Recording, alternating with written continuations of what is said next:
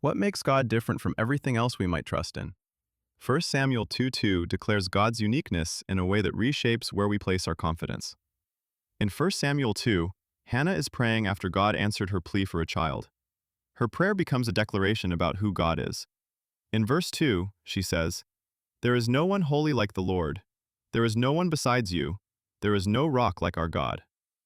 Hannah uses three statements to describe God's uniqueness: His holiness, His exclusivity, and His stability. The central idea is that God stands alone, unmatched in character, unrivaled in existence, and unshakable as our foundation. So what is Hannah teaching us? First, God's holiness is unmatched. Hannah says, "There is no one holy like the Lord." Holiness means God is set apart, morally perfect and entirely different from creation. Nothing compares to His purity and righteousness. Second, God is without equal. "There is no one besides you" means God isn't one option among many. He alone is God, no competing powers, no rival deities, no alternatives. Third, God is our unshakable foundation. Hannah calls God our rock, an image of stability and strength.